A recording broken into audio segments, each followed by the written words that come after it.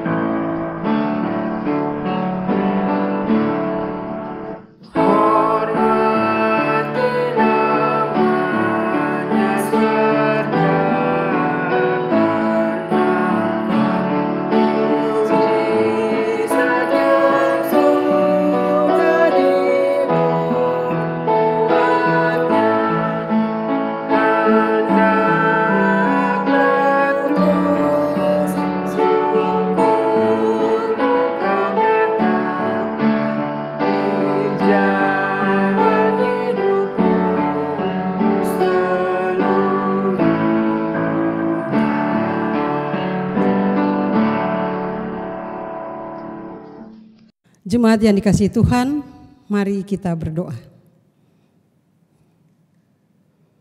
Tuhan Yesus Juru Selamat kami, saat ini kami sedang mengalami masa sulit atas pandemi yang mewabah di dunia ini. Dampaknya sangat terasa dalam hidup ini. Namun sebagai umat percaya, kami bersyukur bila keadaan ini boleh Tuhan izinkan terjadi. Kami belajar banyak hal untuk kami renungkan dan maknai dalam hidup kami, pribadi dan keluarga.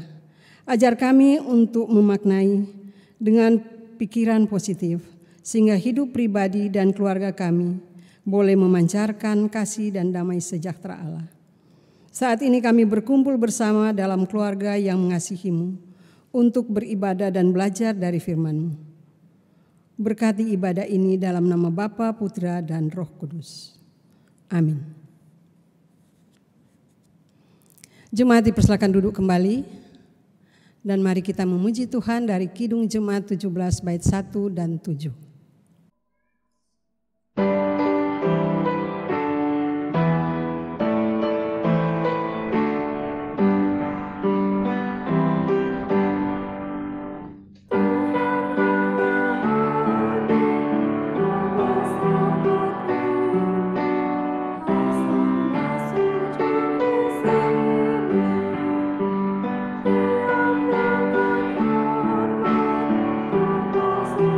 Terjadi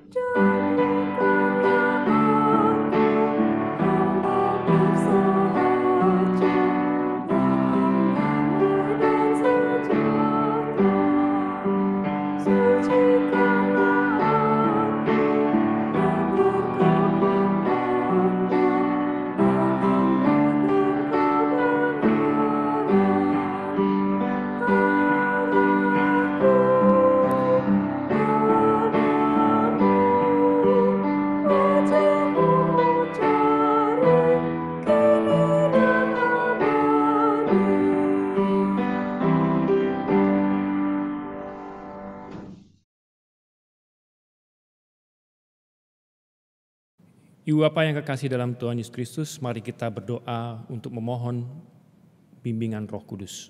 Kita berdoa. Bapa di surga, berkatilah kami yang akan membaca serta merenungkan firman Tuhan. Biarlah firman Tuhan ini menjadi bekal dalam kehidupan kami sehari-hari. Diamkanlah suara yang ada dalam hati kami, dan biarlah Roh Kudus-Mu saja yang berbicara dengan kami. Dalam nama Tuhan Yesus Kristus kami berdoa. Amin. Jemaat yang dikasihi Allah, mari berdiri untuk mendengarkan firman dari Alkitab yang terambil dari 1 Korintus pasal 7 ayat 10 dan 11 yang mengatakan, kepada orang-orang yang telah kawin aku, tidak, bukan aku, tetapi Tuhan perintahkan supaya seorang istri tidak boleh menceraikan suaminya. Dan jikalau ia bercerai, ia harus tetap hidup tanpa suami atau berdamai dengan suaminya. Dan seorang suami tidak boleh menceraikan istrinya. Demikianlah pembacaan Alkitab. Haleluya.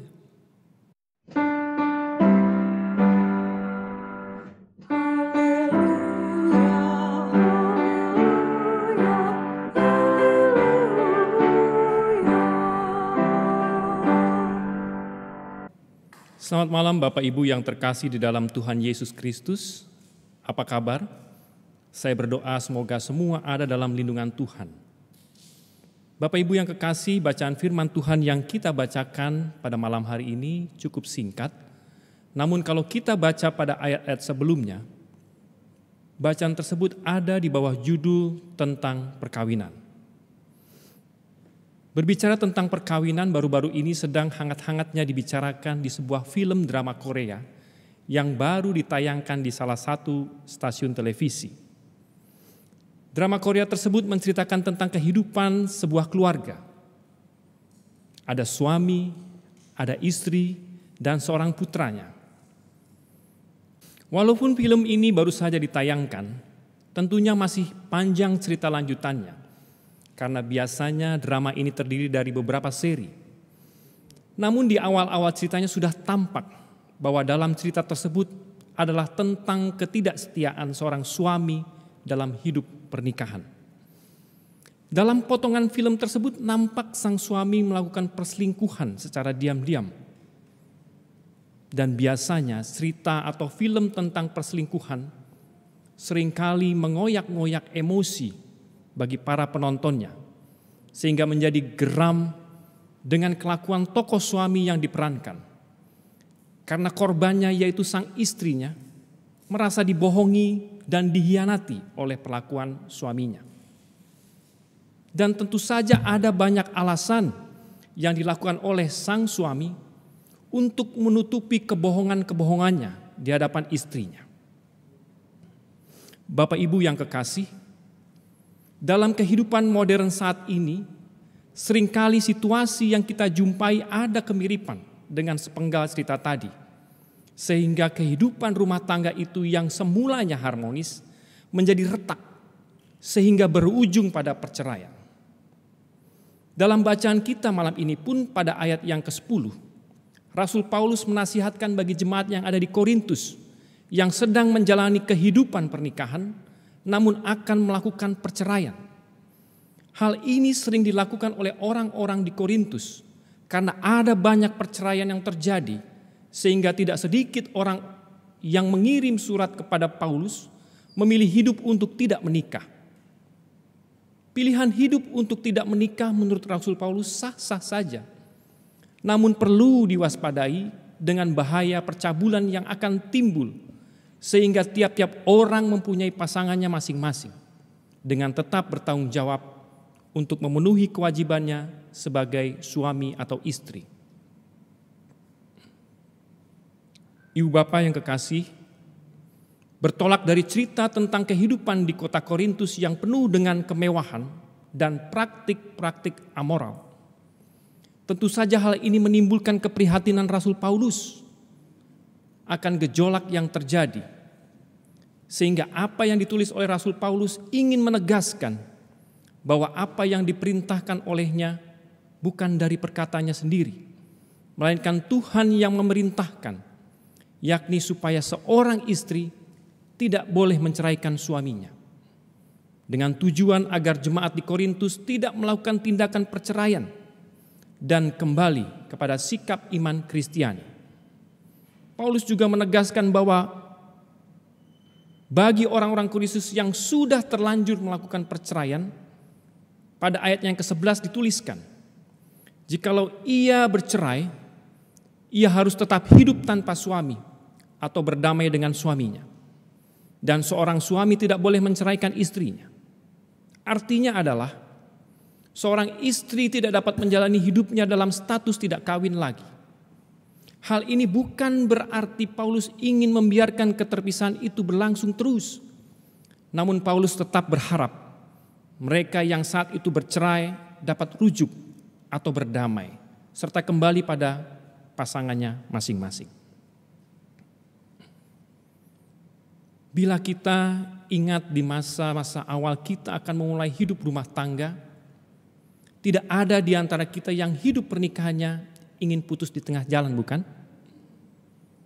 Pasti kita, saudara dan saya, mendambakan hidup pernikahannya itu berjalan dengan harmonis, penuh dengan kebahagiaan, dan berdoa agar hidup pernikahannya langgeng sampai maut memisahkan. Namun seringkali perjalanan hidup tidak begitu mulus. Tidak tertutup kemungkinan terjadi percekcokan di antara suami istri, mungkin karena kesalahpahaman atau hal-hal lain yang bisa timbul. Hal itu adalah wajar karena sepasang suami istri berangkat dari latar belakang yang berbeda. Tentu saja banyak hal-hal yang baru dijumpai yang bukan menjadi kebiasaan-kebiasaan dari sang istri. Tidak serta-merta dilakukan oleh sang suami. Demikian pula dengan sebaliknya. Hal ini perlu adanya komunikasi yang erat antara suami dan istri, sehingga seiring berjalannya dengan waktu, masing-masing pribadi saling menyesuaikan diri dan saling menerima, sehingga percekcokan yang ada dapat diselesaikan dengan baik. Oleh karena itu Rasul Paulus pada ayatnya yang kelima memberikan ruang bagi sebuah pasangan untuk sama-sama berdoa agar Roh Kudus berbicara dalam dirinya masing-masing. Di dalam doa yang dinaikkan tentu saja ada permohonan dan pengampunan dan juga introspeksi diri. Karena dalam hidup manusia tentu saja tidak luput dari segala dosa. Oleh karena itu doa menjadi sebuah benteng yang kokoh dalam menjalani sebuah rumah tangga, karena menjadikan doa sebagai sarana komunikasi antara umat dengan Sang Pencipta, sehingga melalui doa-doa yang dinaikkan timbul sebuah harapan yang tidak pernah mengecewakan. Ibu Bapak yang terkasih, tema renungan malam ini adalah berdamai. Kita diajar untuk berdamai, bukan saja dengan orang lain atau pasangan kita, tetapi kita juga diminta untuk berdamai dengan Kristus dengan segala kerendahan hati. Kita yakin bahwa kedamaian yang tercipta dalam rumah tangga tentu ada cinta kasih Kristus yang bertumbuh di dalamnya. Ibu Bapak yang kekasih, ada 4 huruf yang ingin saya bagikan sebagai pengingat bagi kita semua. 4 huruf itu adalah L-O-V-E atau love, yang dalam bahasa Indonesianya adalah kasih atau cinta. Tiap-tiap huruf itu mempunyai arti. Huruf pertama adalah L, dari kata listening, yang artinya mendengar. Dalam sebuah perkawinan, mendengarkan adalah suatu hal penting, karena tanpa kita sadari, kebiasaan dari setiap orang adalah ingin lebih didengar, bukan ingin mendengar. Jarang sekali orang yang setia untuk taat mendengar. Kerap kali ketika kita mendengarkan pasangan kita, baik itu keluh kesah atau omelan, dalam otak kita cenderung untuk bersiap-siap untuk membalas dengan jawaban, tanpa harus mendengarkan secara baik. Sehingga yang terjadi adalah perbantahan, hingga akhirnya menimbulkan perselisihan. Oleh karena itu kita diajar untuk belajar, untuk banyak mendengar dengan baik. Baik itu suara pasangan kita dan juga suara Tuhan yang jauh lebih penting untuk kita dengarkan. Sehingga kita tahu apa yang Tuhan inginkan kita perbuat. Huruf yang kedua adalah O, dari kata overcoming, yang artinya mengatasi. Dalam hal ini mengatasi masalah. Dalam hidup rumah tangga tentu saja, masalah atau tantangan yang datang tidak ada habis-habisnya. Baik masalah itu kecil maupun yang besar. Namun bila ada masalah yang timbul, upayakanlah untuk mengatasi masalah tersebut dengan memikul tanggung jawab itu bersama-sama dengan pasangan kita. Dan jangan sekali-sekali untuk mengambil keputusan itu sendiri. Ajaklah pasangan untuk mencari jalan keluar bersama-sama. Supaya ketika saudara dapat mengatasi permasalahan tersebut, jangan sampai timbul di antara suami atau istri memegahkan diri karena menganggap yang seorang lebih berjasa dari yang lainnya. Hingga bila semua masalah dilakukan bersama-sama, maka beban yang berat sekalipun akan terasa ringan. Dan jauh yang lebih penting adalah jangan lupakan Tuhan dalam segala perkara. Huruf yang ketiga adalah V, dari kata valuable, yang artinya berharga atau berarti. Menganggap pasangan kita lebih berharga atau berarti dalam hidup perkawinan sangatlah penting. Pujian-pujian kecil kepada pasangan seperti ungkapan, terima kasih istriku sayang, ketika Anda disuguhkan secangkir teh hangat, tentunya akan membuat hidup Anda lebih harmonis dan indah. Karena pasangan kita merasa sangat dihargai dan sangat berarti. Ungkapan-ungkapan kecil seperti itu akan meluluhkan segala ego yang ada dalam diri kita ketika kita diperlakukan oleh pasangan kita dengan baik. Huruf yang keempat atau yang terakhir adalah E, dari kata everything, yang artinya segala-galanya. Siapakah yang dimaksud dengan segala-galanya? Yang dimaksud dengan segala-galanya adalah Dia, Yesus Kristus Tuhan kita, yang menjadi nahkoda dalam bahtera kehidupan. Seringkali kita lupa bahwa dalam bahtera rumah tangga kita mempunyai nahkoda agung yang akan mengarahkan kemudi bahtera kita ke pulau impian. Namun kadangkala kita lupa dan mengambil alih kemudi itu sehingga bahtera itu hampir karam. Badai kesusahan dan kesulitan dalam hidup bukan berarti Tuhan Yesus meninggalkan kita. Tetapi Dia sedang mengarahkan kemudi bahtera itu untuk menghindari gelombang yang besar, yang lebih dahsyat, agar bahtera rumah tangga kita tidak karam. Dan apabila bahtera rumah tangga saudara dan saya sampai ada saat ini, itu semata-mata karena Dialah yang menjadi jurumudi kita. Ibu bapa yang terkasih dalam Tuhan Yesus Kristus, dalam masa-masa physical distancing karena masih merebaknya virus corona ini, marilah kita memanfaatkan waktu-waktu yang ada untuk memulihkan hubungan kita dengan Tuhan. Tuhan ingin kita berdamai dan jangan melawan kuasanya.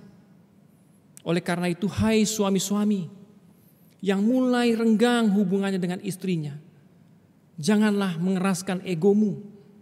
Ajaklah istrimu dengan segala kelembutan dan kasih untuk mulai berdamai seperti yang Tuhan Yesus ajarkan. Ingatlah kembali janji pernikahan yang dulu pernah diikrarkan. Dan untuk istri-istri, janganlah keraskan hatimu. Sambutlah damai itu dengan hati yang tertuju pada Kristus Yesus, Tuhan yang sudah berkorban untuk menebus dosa-dosa kita. Mulailah untuk berdoa. Panjatkan permohonan agar hubungan yang dulu renggang sekarang dapat dieratkan kembali oleh karena kasih Kristus. Akhirnya, saudara-saudaraku yang terkasih, biarlah kasih Kristus saja yang menaungi hidup rumah tangga kita.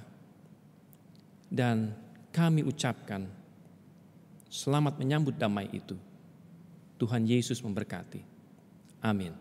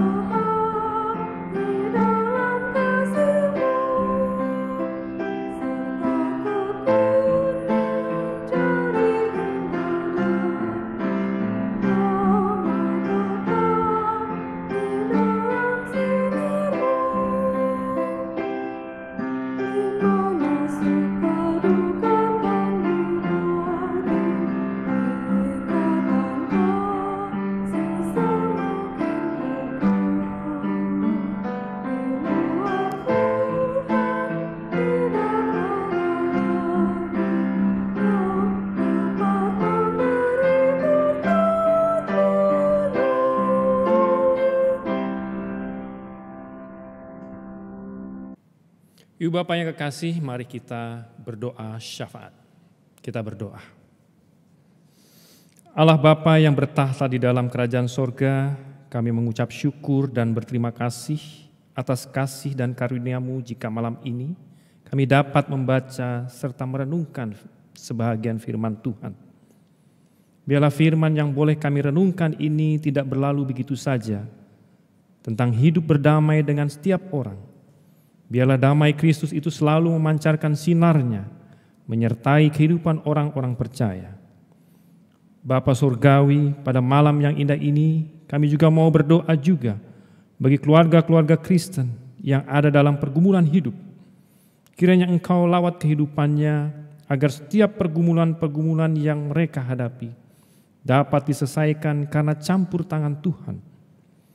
Peluklah mereka dalam cinta kasih-Mu Bapa, supaya melalui kasih-Mu, mereka dapat merasakan kuasa Tuhan bekerja atas keluarga mereka. Bapa di sorga, kami juga mau berdoa bagi bangsa dan negara kami yang saat ini mengalami tantangan yang begitu besar. Engkau mengetahui bahwa pemerintah bangsa ini sedang mengupayakan agar wabah ini dapat segera sirna dari muka bumi. Dan berikanlah hikmat bagi para pemimpin kami, baik pemerintah pusat sampai pemerintah daerah. Biarlah mereka dapat mengatur negeri ini dengan baik, sehingga bangsa ini tidak mengalami keterpurukan ekonomi akibat wabah ini. Berkati juga para tim medis sebagai garda terdepan yang bekerja dengan keras berupaya untuk menyembuhkan para pasien COVID-19. Biarlah dengan tangan kasih-Mu mereka dapat dikuatkan dan dimampukan sehingga banyak orang yang diselamatkan. Berkati anggota keluarga mereka yang ditinggalkan di rumah karena harus menjalani tugas sosial ini. Kiranya Tuhan Yesus berikan sukacita selalu. Kami juga berdoa bagi para pasien COVID-19, kiranya Tuhan Yesus sembuhkan melalui jamahan kuasa Roh Kudus, agar mereka dapat kembali pulang dan berkumpul bersama keluarga mereka dengan penuh ucapan syukur. Kami juga berdoa bagi setiap orang yang terkena dampak dari wabah ini, sehingga mereka harus kehilangan mata pencahariannya. Kiranya Tuhan selalu menolong dan mencukupi kebutuhan mereka. Berkati juga para donatur yang dengan sukarela mengulurkan tangannya untuk memberikan bantuan bagi orang-orang yang berkekurangan. Biarlah oleh kasih-Mu juga mereka dapat berkat yang melimpah. Kami berdoa juga bagi jemaat-Mu, GPIB Gloria, yang saat ini beribadah, walaupun ibadah ini dilakukan secara jarak jauh, biarlah itu tidak mengurangi iman percaya kami kepadamu Bapa. Karena kami yakin Engkau tetap menjaga dan melindungi kami dimanapun berada. Kami juga berdoa bagi jemaat-Mu yang ada dalam kesakitan dan kelemahan tubuh ataupun dalam pemulihan. Kiranya Engkau jamah melalui kuasa darah-Mu, sehingga mereka dapat Engkau sembuhkan dan pulihkan. Dan bagi jemaat-Mu yang ada dalam duka cita atas kehilangan orang-orang yang mereka cintai, kiranya Engkau kuatkan iman percayanya dan juga berikanlah penghiburan. Kami juga berdoa bagi para pelayan Tuhan, baik para pendeta, majelis jemaat, karyawan kantor gereja, tim GDC, dan semua orang yang terlibat dalam pelayanan gerejawi, yang dalam keterbatasannya mereka tetap setia melayani Engkau, dan kiranya Tuhan Yesus memberkati. Ya Bapa, inilah doa dan permohonan kami yang jauh dari kepada kesempurnaan. Terimalah dan kuduskanlah doa ini yang kami alaskan di dalam nama Tuhan Yesus Kristus yang mengajar kami berdoa. Bapa kami yang di sorga, dikuduskanlah namamu, datanglah kerajaan-Mu, jadilah kehendak-Mu di bumi seperti di surga. Berikanlah kami pada hari ini makanlah kami syukur, dan ampunilah kami kesalahan kami, seperti kami juga mengampuni orang yang bersalah pada kami. Dan janganlah kami ke dalam pencobaan, tetapi lepaskanlah kami dari yang jahat.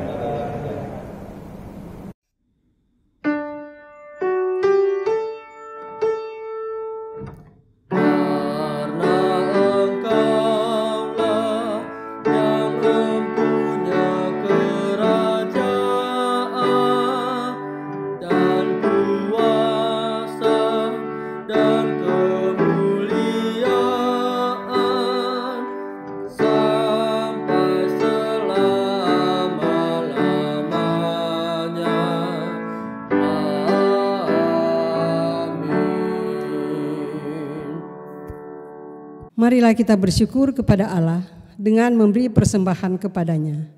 Tuhan memberkati saudara dan persembahan saudara.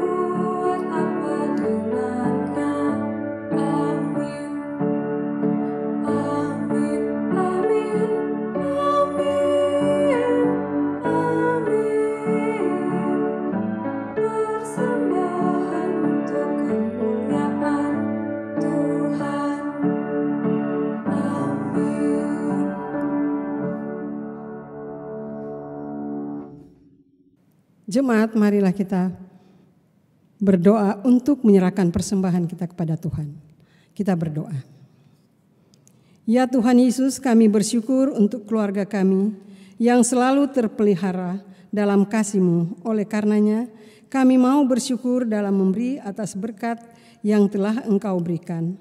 Berkati persembahan ini untuk menopang pelayanan gereja-Mu bagi hormat dan kemuliaan nama-Mu. Dalam nama Tuhan Yesus kami berdoa. Amin.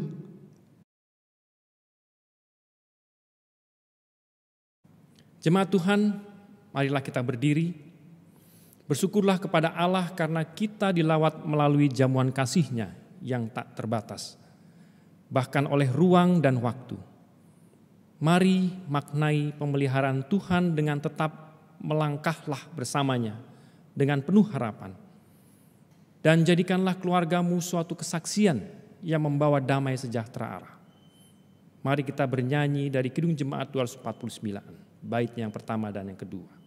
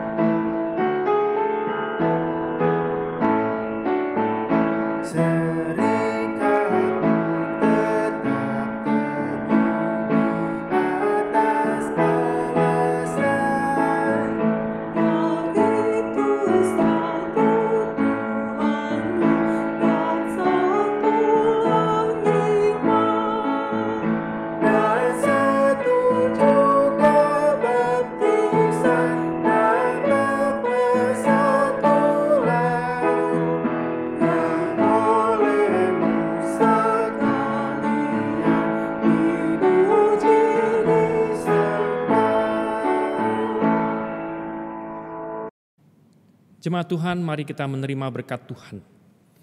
Arahkanlah hati dan pikiranmu kepada Tuhan dan terimalah berkat-Nya. Tuhan akan menjaga engkau terhadap segala kecelakaan. Ia akan menjaga nyawamu.